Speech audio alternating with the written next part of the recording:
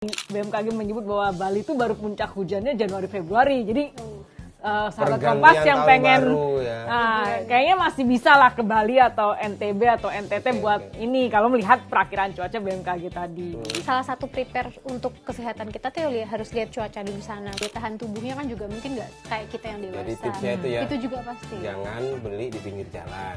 Pinggir jalan nggak apa-apa Mas, yang penting bersihnya itu. Yang penting bersih. Yang nggak boleh di tengah jalan. Nah, itu jangan. dia.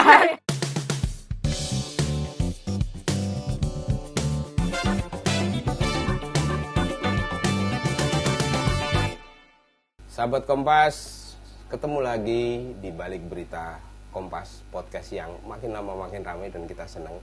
Lalu tiba-tiba kita pura-pura terkejut karena sekarang sudah Desember. Artinya sebentar lagi kita berlibur.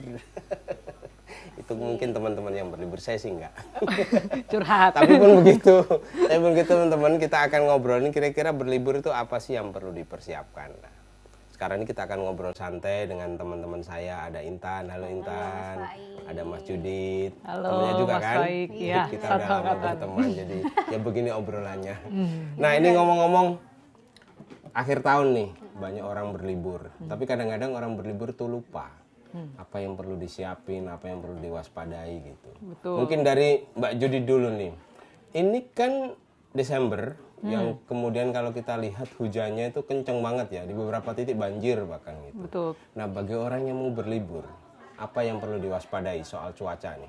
Nah iya, kebetulan banget kemarin tanggal 23 November ya, sekitar seminggu yang lalu lah ya, BMKG ini baru mengumumkan tentang ya perakiraan cuaca lah selama 4 bulan ke depan, termasuk Desember ini, di mana orang-orang mau liburan akhir tahun. Dan memang di Bu Dwi Korita juga bilang, ayo waspadai cuaca ekstrim selama liburan Natal dan Tahun Baru. Bu Korita itu siapa? Ini Kepala BMKG, Kepala Badan Meteorologi, Klimatologi, dan Geofisika.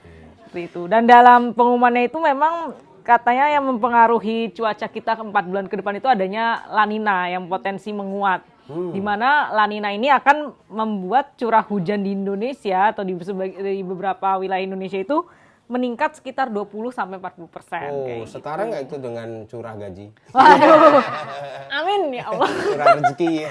Ya kita aminkan saja dulu ya. Okay. Nah jadi akibatnya nanti itu ada 2 puncak curah hujan kalau kata BMKG. Ini dari periodenya. Puncak hujan. Iya puncak hujan selain di karena mau liburan ya, jadi kita pengen banget ke puncak gitu ya. Jadi di November Desember itu wilayah Indonesia ini, sahabat Kompas saya izin lihat contekan ya nih, soalnya kita mengutip dari BMKG nih. Jadi kalau November Desember nanti tuh puncak curah hujan kemungkinan terjadi di Sumatera kecuali Lampung, lalu di Jawa bagian pesisir selatan dan juga di Kalimantan. Sedangkan nanti di Januari Februari puncak hujan itu terasa di Lampung, Jawa bagian utara, Jawa bagian utara, sebagian kecil Sulawesi, di Bali, NTB, NTT, dan Papua. Nah ini kalau misalkan merata. Cuma kalau kita lihat dari waktunya, kalau katakanlah tadi BMKG menyebut bahwa Bali itu baru puncak hujannya Januari Februari. Jadi sahabat Kompas yang pengen kayaknya masih bisa lah ke Bali atau NTB atau NTT buat ini kalau melihat perakiraan cuaca BMKG tadi begitu. Oke. Ini kalau hujan curahnya gede, itu kan terjadi juga pergantian cuaca dan sebagainya. Biasanya berdampak juga ke kesehatan ya, Mbak Intan. Mbak Intan ini kan udah lama di kesehatan. Kira-kira apa yang perlu dipersiapkan orang berlibur sehingga dapatnya hiburan bukan kesakitan gitu? Benar banget.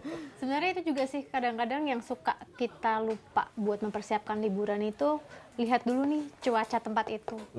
Kan nggak mungkin sebagian dari kita nggak cuma liburan dalam negeri ya, ada juga keluar negeri. Kita harus lihat juga tuh, salah satu prepare untuk kesehatan kita tuh harus lihat cuaca di sana. Misalnya, di sana lagi hujan nih, lagi sering hujan. Atau mungkin sekarang di beberapa negara, kayak mungkin sekarang yang lagi mau akhir tahun ke Jepang, ke Korea, musim salju gitu ya misalnya. Nah ini juga yang harus dipersiapkan, karena itu juga berarti mempersiapkan kita supaya jangan sampai sakit waktu liburan. Kalau misalnya soal penyakit di akhir tahun dan itu mungkin pas liburan ya, ini erat sebenarnya sama cuaca. Kalau musim hujan itu biasanya kita harus lebih waspada sama beberapa penyakit ya yang terkait dengan hujan, misalnya kayak demam berdarah itu biasanya akan lebih tinggi ketika musim hujan. Karena kan banyak air yang tertampung ya. Kecuali banjir ya mungkin airnya akan ngalir, jadi telurnya akan lari juga. Tapi yang ditampung-tampung di tempat penampungan genangan itu yang akhirnya jadi tempat perkembangbiakan nyamuk. DBD itu pasti yang paling harus diwaspadai juga. Kemudian kalau misalnya banjir-banjir tadi juga leptospirosis itu lebih dari kencing atau kotoran dari tikus-tikus ya, itu juga mungkin akan tinggi juga resikonya. Kemudian influenza pasti itu karena kan pasti cuaca, apalagi mungkin masih kadang-kadang panas, kadang-kadang terus masih hujan deras, kita juga kena hujan, itu pasti influenza juga tinggi. Kemudian soal kalau liburan juga biasanya nih yang agak resiko tuh diare. Karena kan kita jadi makan sembarangan, jajan. Gitu ya? Kalau kita liburan kan agak jarang ya liburan masak sendiri gitu kan, pasti maunya jajan, kulineran.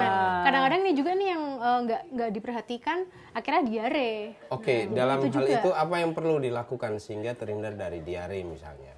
Ya pasti jangan jajan sembarangan lah, itu yang paling penting. Jangan beli makan sembarangan. Benar. Nah, mungkin kalau misalnya kita lihat hati-hati sama yang mungkin di pinggir jalan, kita harus lihat kebersihannya. Mungkin memilih restoran kan misalnya mau kemana ya, ke Cirebon deh makan empal gentong gitu ya misalnya. Nah cari mungkin restoran yang bersih lah. Kita nggak perlu restoran, warung tempat jualan yang bersih, itu salah satu yang mungkin higienitas itu paling penting untuk bisa menghindari diare. Juga jangan campur aduk makanan, habis makan ini gitu kan, kadang-kadang itu juga pengen panas gitu ya. Kayak gitu juga tuh. Akhirnya juga bikin diare, apalagi anak-anak ya.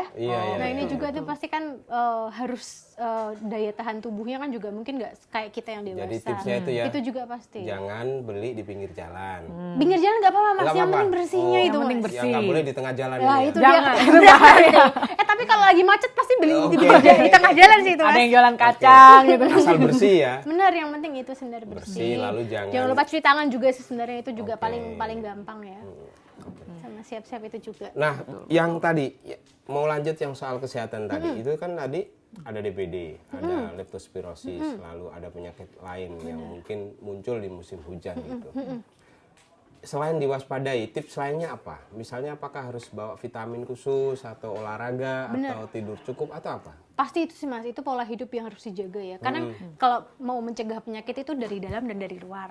Dari luar kan berarti ya udah tadi misalnya cuci tangan supaya si virusnya itu nggak masuk di kita, itu kan mencegahnya. Tapi kita juga harus memperkuat dari dalam. Dari dalam sih ya sebenarnya sama yang sehari-hari ya.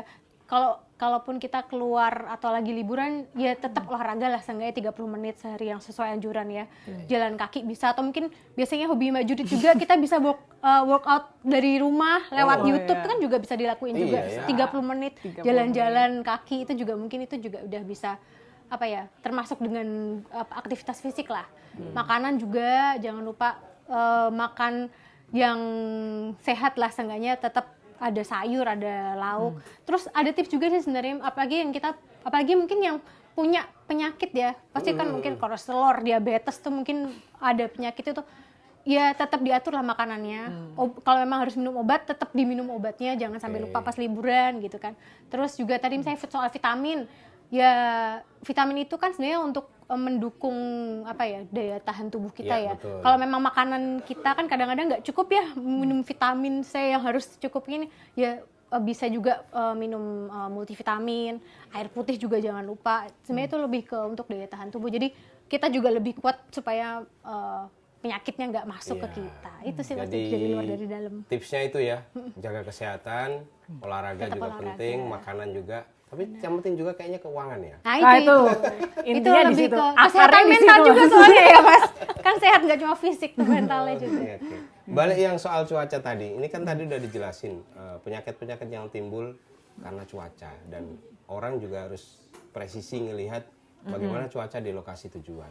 Nah dari BMKG itu kan ada urutan-urutan hari tertentu yang puncak-puncaknya gitu. Betul. Ada tips khusus nggak bagaimana memilih tempat yang cuacanya itu pas dengan keinginan gitu? Waduh, kalau cuaca pas dengan keinginan memang agak sulit ya Mas ya. Tapi memang kita bisa melihat dari ponsel kita Mas. Kadang kan di ponsel kita memang sudah ada aplikasi cuaca bawaan. Baik yang ponselnya lambang Apple ataupun yang Android itu ada dua-duanya. Dulu sih kalau saya biasanya tuh bahkan membandingkan keduanya ya. Misalkan mau liburan sama teman atau keluarga. Kalau misalkan saya dari Android, terus teman saya atau keluarga saya pakai yang iOS, kayak itu gimana kita lihat prediksi cuacanya? Karena dia bisa per hari per 3 jam kalau nggak salah. Berubah. Dan 2 ini beda ya? Kadang beda, kadang sama. Kalau sama kan artinya beda, mungkin beda ininya lah ya. Kalau misalkan bahasa ilmiah beda pemodelan cuacanya kayak gitu. Jadi kita bandingkan misalkan kayak kita kira-kira memang jangka waktunya dari sekarang tuh sampai 10 hari ke depan. Jadi kalau misalkan kita mau liburan tanggal 20 Desember ya kita ngeceknya dari tanggal 10 Desember kayak gitu buat melihat-lihat. Dan kalau misalkan bisa kita lihat per 3 jamnya itu kan kita bisa memperkirakan kayak kalau saya mau liburan di daerah pantai tapi ternyata hari itu pas hujan nih berarti kan agak kurang cocok gitu. Berarti tapi kita bisa lihat nih kalau misalkan jam ngejar sunrise di pantainya ternyata hujan, nggak kelihatan apa-apa juga, mataharinya ketutup awan, mungkin sunsetnya bisa kita lihat gitu. Jadi kita bisa menentukan destinasi-destinasi berdasarkan cuacanya itu cocok atau enggak. Justru kita yang harus beradaptasi terhadap cuaca yang diperkirakan akan terjadi seperti itu. Dan juga dari segi pakaian. Mungkin kalau misalkan sudah terlihat bahwa ini akan hujan, berarti kita memang harus bawa jas hujan atau jaket yang setidaknya kalau nggak mau bawa kebanyakan jas hujan ya jaket yang seenggaknya waterproof. Atau misalkan kita lihat juga ini ada prediksi cuaca berangin, kita siapkan jaket yang windproof kayak gitu. Baju pun kalau bisa yang fleksibel lah, maksudnya bisa dipakai buat cuaca hujan, bisa juga pas panas-panas gitu ya. Mungkin kaos berbahan katun kali ya yang nyaman kayak gitu. Jadi memang kalau misalkan kita sudah melihat prediksi cuaca atau perakiraan cuaca, itu menentukan kita mau packing baju yang seperti apa, kita juga menentukan destinasinya. Kalau memang apes-apesnya dalam rencana liburan kita seminggu besok kayak kok seminggu ini full hujan ya, berarti mau nggak mau kita harus mencari destinasi-destinasi yang indoor atau dalam ruangan seperti museum, atau misalkan kita cari pagelaran seni di gedung teater apa gitu kan ya, atau misalkan mau mencari pameran lukisan atau apa gitu. Jadi memang kalau bisa ya kita sesuaikan, kita yang menyesuaikan diri dengan cuaca yang akan ada seperti itu. Oke, satu lagi sebelum ke Intan. Kalau misalnya kita sudah baca tuh perkiraan cuaca dan ternyata di jalan tidak sesuai dengan perkiraan itu, apa yang sebaiknya dilakukan? Apakah maksa liburan itu harus jalan ataukah kita pulang aja? Oke, wah ini kembali ke selera berlibur masing-masing pribadi gitu ya. Ada orang yang kayak kemarin saya pribadi udah mau ke pantai tapi hujan, tapi saya orangnya gas-gas aja gitu ya. Gitu. Saya gas, tapi dengan posisi adalah ya tadi, pertama saya yakin saya ngegas, atau misalkan teman-teman sahabat Kompas kalau mau berlibur meskipun hujan mau digas tidak sesuai dengan perkiraan ya tergantung dengan kondisi kesehatan kita gitu loh ya. Kalau misalkan saya kayak saya nih kalau kena hujan gampang sakit nih ya jangan memaksakan diri kayak gitu. Jadi memang dikembalikan ke situasi, ke prinsip orang masing-masing lah. Ada juga orang yang kayak kita udah di tengah jalan tadi nih prediksinya cerah nih tiba-tiba hujan gitu. Mau gimana? Apalagi juga apakah orang itu bawa anak atau enggak? Wah itu kan juga pertimbangannya semakin banyak ya. Jadi kalau misalkan mau misalkan oke dah kita lanjut aja, nanti siapa tahu selama perjalanan tiba-tiba kering, yaitu dipersiapkan juga plan B-nya. Misalkan kalau sambil nunggu kering apa aktivitas yang akan kita lakukan, misalkan ya mungkin kita mau baca buku sambil nunggu hujan reda, atau misalkan kalau bawa anak mungkin ya banyak aktivitas-aktivitas untuk anak yang disiapkan. Dan juga selain itu juga mungkin ya kalau misalkan yang kebalikannya lah ya, kalau misalkan ini kayaknya hujan, tadinya kita mau main-main di museum aja tapi ini cuacanya cerah terang benderang, itu boleh lah kalau misalkan deket museum itu ada katakanlah taman kota yang bisa dikunjungi atau misalkan pantai yang bisa dikunjungi, ya belok aja kayak gitu. Jadi memang apalagi tadi kalau kita misalkan prinsipnya perakiraan cuaca itu kan semakin kita mendekati hari atau titik waktu yang ingin kita prediksi. Misalkan kayak hari ini saya mau ngecek perakiraan 3 jam kemudian itu akan lebih akurat dibandingkan ketika saya ngeceknya dari kemarin kayak gitu. Jadi pas hari H pun juga tetap sambil update nih kalau misalkan harus tadi mengganti rencana berliburnya seperti itu. Diminum dulu Mbak Yudi. Siap. Teh apa ini? Ini teh enak lah pokoknya. Mbak Intan itu tadi kalau misalnya ada orang pengen liburannya tetap jalan, sementara cuaca tidak sesuai perkiraan.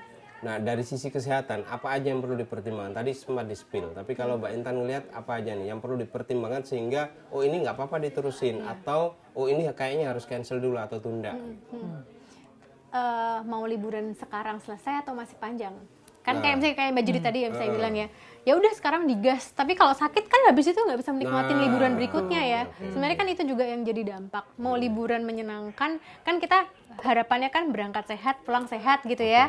Nah ketika kita maksain tadi misalnya ayo gas gitu kan, padahal tahu itu ada resiko, mungkin nanti kita bakal flu atau apa malah jadi nggak enjoy ya liburannya. Setelah itu kan itu juga jadi nggak enak juga ya. Jadi lebih baik tadi mungkin Mbak Judi juga udah bilang ya udah mending cari alternatif lain. Itu kenapanya kita harus punya plan A, plan B kalau mau liburan begitu ya. Ada juga kenapa ya itu tadi harus biar nggak sakit ya kita cari destinasi-destinasi lain yang memang lebih memungkinkan. Terus juga mungkin masih ada hari esok kok. Misalnya kita di hari itu beberapa hari yang dari cuaca tadi kita ya beradaptasi. Kita yang beradaptasi dengan cuaca karena cuaca nggak mungkin beradaptasi sama kita gitu. Itu dia. Iya. Itu sih paling Mas. Itu sebenarnya ya. Tips terakhir dari kalian berdua sebelum kita akhiri obrolan kita ini. Buat tipsnya tadi udah keluar semua. Sudah keluar semua. Soal inilah, misalnya cuaca terkait dengan tadi perkiraan yang tidak sesuai tadi sudah dibahas. Tapi bagaimana membacanya biar lebih presisi misalnya? Tadi sih ya, selain tadi membandingkan dengan beragam sumber itu ya, kalau misalkan bawaannya iOS sama Android itu memang beda, jadi itu bisa dibandingkan nih dua-duanya. Kalau memang keduanya sama, diharapkan tingkat akurasinya meningkat kayak gitu ya. Nah, selain itu juga BMKG itu tadi saya juga cek ternyata juga punya yang sifatnya harian juga, bahkan di situ ada peringatan dininya seperti itu. Di lamannya itu alamatnya adalah cuaca.bmkg.go.id gitu. Jadi sahabat Kompas juga bisa ngecek dari BMKG juga sebagai salah satu sumber perakiraan cuaca di hari itu seperti itu. Dan di luar itu perlu nggak dicek misalnya bencana alam yang terjadi deket-deket ini di lokasi tujuan? Betul. Jadi kadang ada beberapa destinasi kota atau misalkan desa itu mungkin ada yang rawan longsor, rawan banjir gitu ya. Nah itu sebaiknya sih untuk kalau misalkan kalau misalkan apalagi tadi BMKG juga sudah bilang waspadai cuaca ekstrim, mungkin ya bisa diganti destinasinya yang mungkin resikonya lebih minim kayak gitu. Termasuk gelombang tinggi kali gelombang ya, tinggi itu juga ada. Ketika ada cuaca ekstrim ya kan anginnya atau ombaknya juga akan tinggi gitu ya. Nah itu mungkin ya kita agak menahan diri gitu ya, dan bisa mencari destinasi-destinasi kalau untuk yang akhir tahun ini yang lebih ya resikonya lebih bisa kita hadapi seperti itu. Intinya keselamatan nomor satu. Betul. Semuanya akan jadi nggak senang kalau nggak selamat. Iya. Percuma liburannya. Stres.